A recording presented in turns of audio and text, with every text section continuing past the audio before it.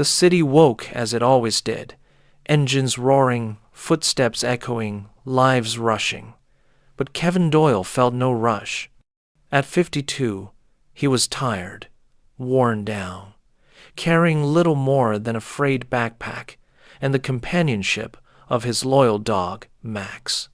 Together they roamed the streets, scavenging for scraps and shelter, measuring survival in small victories. Kevin's boots were cracked, his coat torn, but Max's wagging tail never failed to remind him he was still alive. In a world where most people passed without a glance, the dog's gaze gave him reason to keep moving. Hope was thin, but present. Before we continue, please subscribe to my channel and let me know in the comments where you're watching from. It would mean a lot to me. Thank you. Kevin had once been different. He had worked construction, building walls, raising beams, shaping homes for families he'd never meet. His own small apartment had been enough warm, safe, and his. But an injury stole his strength. Bills climbed faster than he could earn, and the landlord's patience ran out. Friends drifted away, offering sympathy before silence. Pride kept him from asking for help. Shame kept him from reconnecting with family. Before he realized it, he had slipped too far to climb back. The streets became his address. And yet, Max, the stray that chose him, refused to abandon him. Life on the streets was relentless, but Max made it bearable. On freezing nights, the dog curled tightly against him, a furnace of loyalty.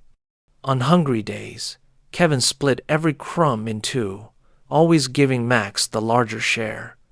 "You first, buddy," he whispered. Max accepted without judgment, wagging his tail as though Kevin had offered a feast. In a city that saw him as invisible, Max's eyes anchored him. Together, they endured humiliation, cold, and hunger. For Kevin, every dawn was another chance, not for himself, but for the dog who believed in him. That faith kept him walking forward. One gray morning, Kevin wandered farther than usual. Hunger gnawed at his belly. His pockets held only 3 coins, and rain threatened in the heavy clouds. Max tugged on the leash, nose working furiously, leading him toward the industrial quarter of the city. This part had long been forgotten rows of abandoned factories, graffiti on walls, fences sagging with rust. Windows were shattered, weeds split the pavement, silence hung over the ruins. Kevin hesitated. It looked like a graveyard of work long gone. But Max insisted, pulling him down a narrow alley lined with broken brick walls and leaning gates. At the end of the alley stood a warped metal door, sagging on rusted hinges. Max pawed at it excitedly, barking once, then whining as if urging Kevin to open it. "What is it, boy?" Kevin asked softly. The door looked ready to collapse, but curiosity outweighed hesitation. He set his shoulder against it, pushing until the hinges groaned. Dust rose in the air, choking him, but the door gave way. Behind it lay darkness, stale with years of silence. Kevin coughed, then stepped inside, Max trotting ahead. The smell of oil, wood, and time filled their lungs. Something waited here. The garage was large, sunlight slicing through holes in the roof, illuminating swirls of dust. A cracked workbench leaned against the wall. Shelves sagged under debris, and tools lay rusting where they'd been dropped decades ago. At first, Kevin thought it was just another ruin, but then he noticed the far wall. Crates stood there, stacked carefully, unlike the chaos around them. Their wood was old, but their arrangement precise, deliberate. Someone had placed them there with purpose. Kevin's pulse quickened, Why leave such order in a forgotten place? Max padded over, tail wagging, sniffing eagerly at the nearest box. Kevin knelt beside his dog and brushed away the thick dust. Letters emerged, faded but readable, personal. The word seemed to echo. His hand shook as he pried open the lid with a rusty crowbar. Inside were bundles of letters tied neatly with string, yellowed photographs wrapped in paper, and a leather-bound journal. Kevin stared, stunned. This wasn't garbage. This was someone's life, preserved and hidden. He sank to the floor, cross-legged, Max pressing against him as if sensing the moment's weight. Slowly, carefully, Kevin unfolded one of the letters, its paper brittle, but its words alive with memory. The handwriting was elegant, each stroke deliberate. The letter was addressed to someone named Daniel Doyle. Kevin froze. Doyle, his own last name. His breath caught, his hands trembling as he read. The words spoke of regret, of brothers separated by time and circumstance, of years spent searching but never finding. Kevin's heart raced. Could this be family? Could he, who thought himself utterly forgotten, be sitting in the middle of proof that someone had looked for him? Max whined softly, nudging his arm as if to ground him. Kevin's eyes blurred with tears. He set the letter down gently. With shaking fingers, Kevin reached for the journal. Its leather was cracked, its pages yellowed, but it felt heavy, as if it carried not only stories but truths. Opening it, he found entries stretching across decades. Notes about work, about hardships, about joys too. But again and again, the writer returned to one subject. A younger brother, lost, always missed. Kevin swallowed hard. Could this Daniel have been writing about him? He remembered his own childhood, his father's stern hand, his sister's laugh, the years when life had still felt possible. He had buried those memories. Now they returned in force. Max pressed closer, licking Kevin's hand. The dog didn't understand the words, but he understood emotion. Kevin laughed shakily through his tears, stroking Max's head. Maybe we're not as lost as I thought, buddy. For years he had believed he was invisible, that nobody cared whether he lived or died. But now he held proof that somewhere, at least once, someone had cared enough to write, to search, to hope. That thought lit a fragile flame inside him, one that had been dark for decades. He looked around the garage again. It no longer felt abandoned. It felt waiting. Kevin placed the letter back carefully, respecting its history. He tied the bundle closed, then picked up a photograph. It showed two boys on bicycles, grinning with wide, carefree smiles. Something about the smaller boy's face made Kevin pause. Was that him? The resemblance was undeniable, the eyes, the hair, even the crooked smile. His hands shook as he held the photo closer. "That's me," he whispered. Max barked once, startling him but affirming the discovery. Kevin stared at the picture, his throat tight. The idea of family, of belonging, felt overwhelming.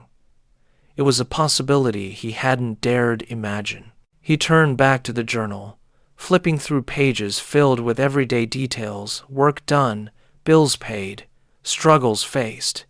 Yet between those lines, grief bled through. The writer had been searching for years. Kevin's name wasn't written, but every word hinted at him. The boy I lost, the one I wish I could find. Kevin's chest ached. He had thought his disappearance went unnoticed, but here was proof he had mattered. He hadn't been as alone as he believed. Max rested his head on Kevin's knee, grounding him in the present. For the first time in decades, Kevin felt connected. The garage had transformed before his eyes. It wasn't just an abandoned shell, it was a monument to memory, to family, to possibility.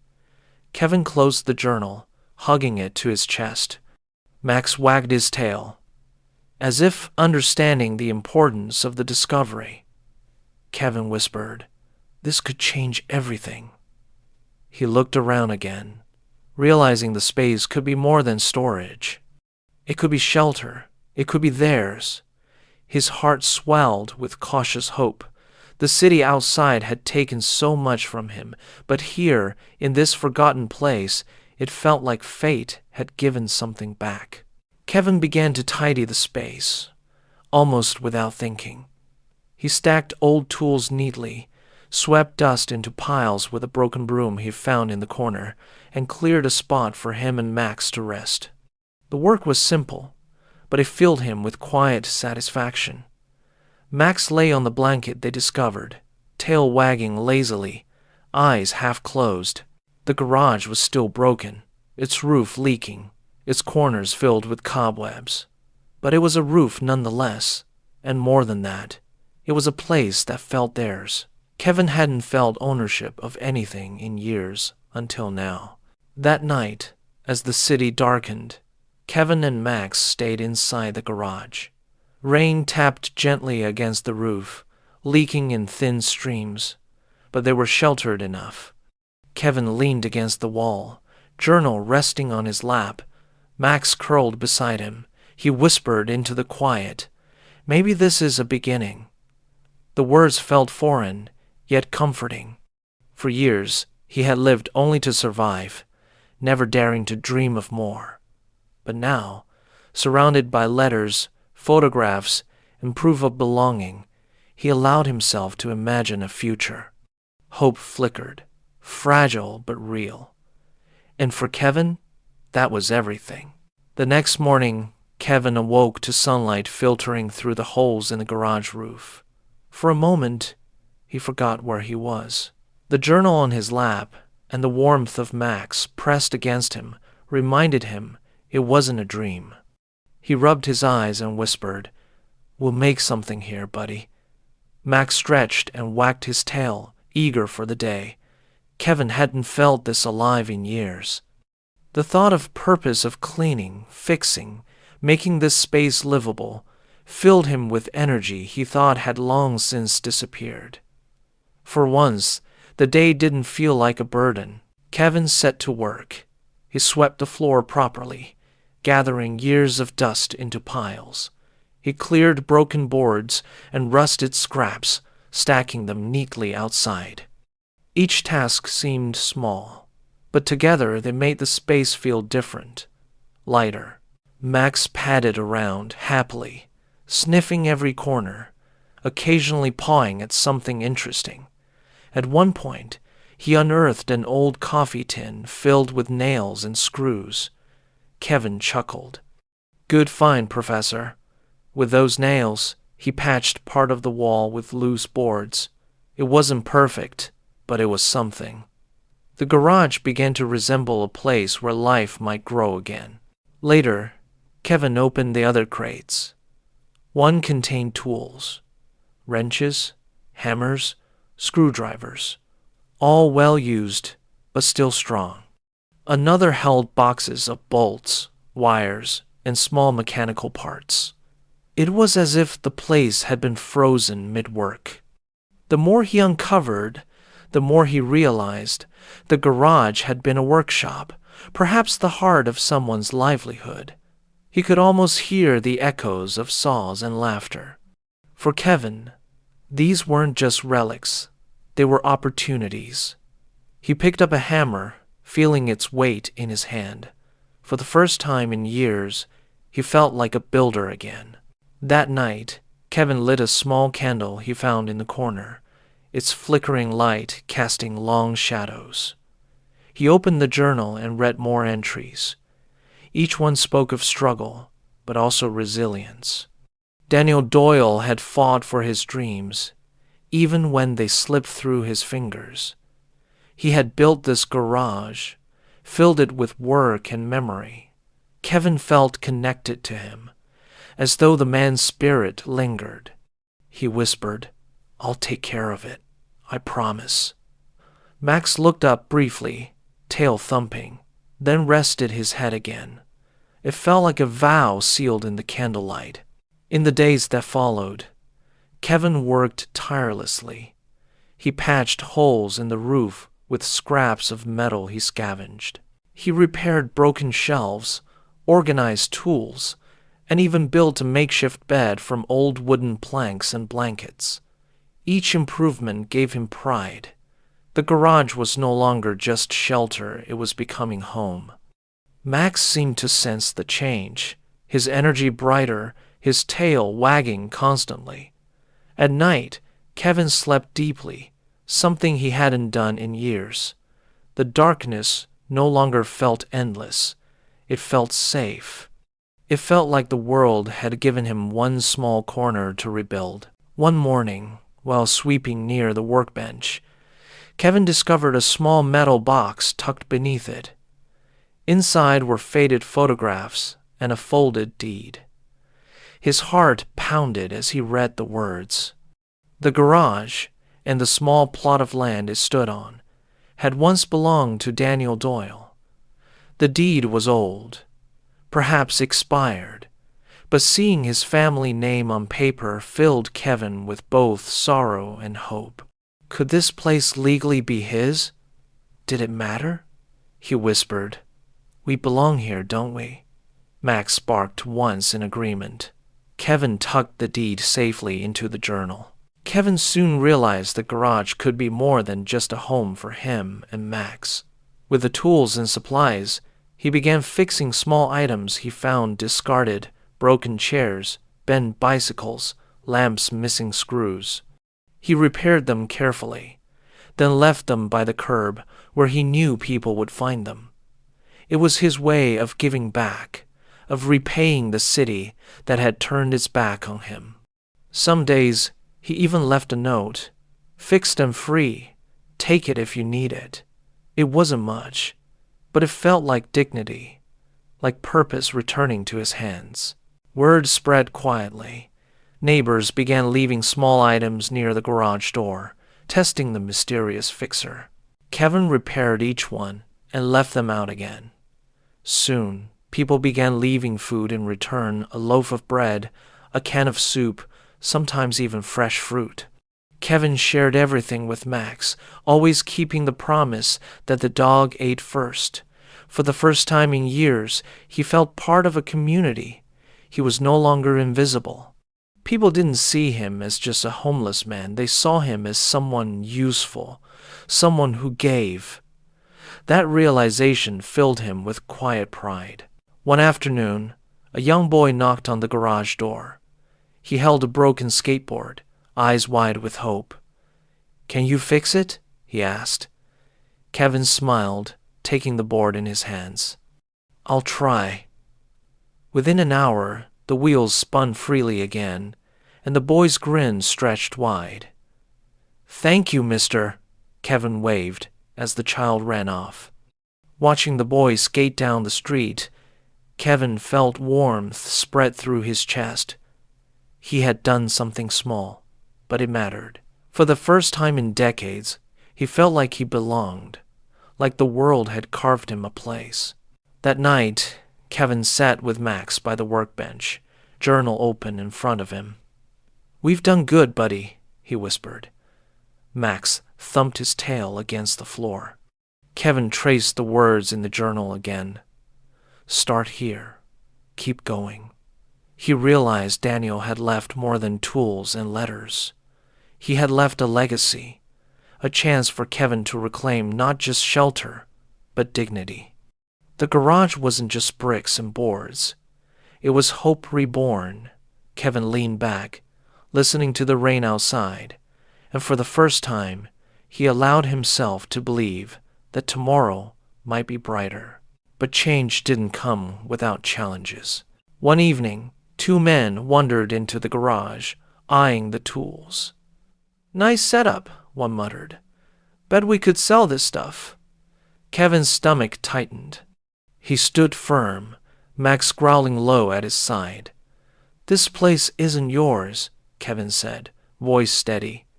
The men laughed but stepped back when Max bared his teeth. Reluctantly, they left. Kevin sank to his knees afterward, stroking Max's fur. "Good boy, you saved us again." Fear lingered, but so did determination. He realized the garage wasn't just worth saving, it was worth protecting. It was his anchor now. The incident strengthened Kevin's resolve.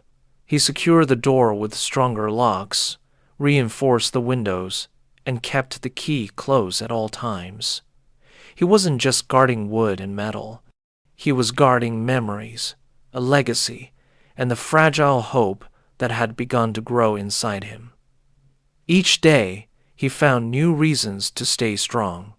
Each day, Max reminded him with wagging tail and warm eyes that they weren't alone anymore. The garage had given them shelter, purpose, and dignity. And Kevin promised himself, no matter what, he wouldn't let it slip away. He had found his place. Weeks passed, and the garage transformed. What once looked abandoned now buzzed with quiet activity. Shelves were organized, tools polished, and walls patched.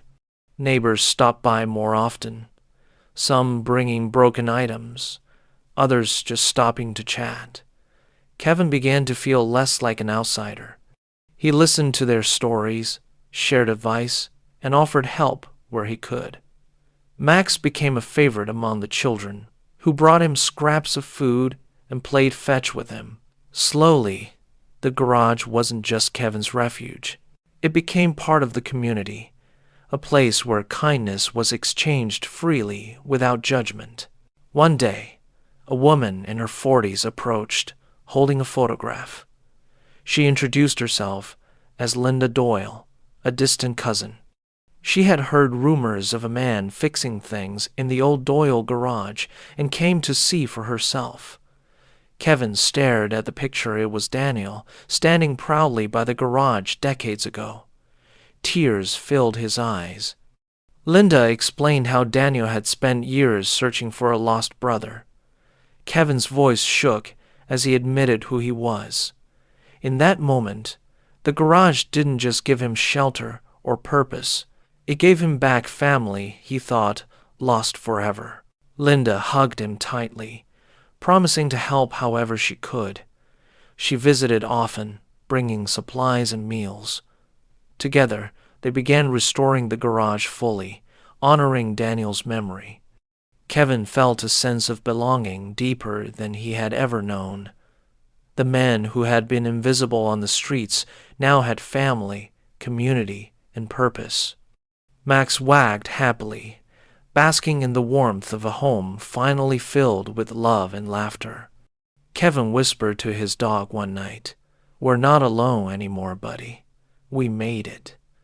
And for the first time in decades, he believed it with all his heart. Months later, the garage stood tall and alive again. Fresh paint covered the walls, tools hung neatly in place, and a small sign above the door read, "Doyle's Workshop, Fixing with Heart." Neighbors came daily, not just for repairs but for company. Kevin and Max welcomed them all. The man who once had nothing now had more than he could have dreamed: a home, a family, and a place in the world. He had rebuilt more than a garage, he had rebuilt himself. And every time he saw the words in the journal, he smiled. Start here. Keep going. He had.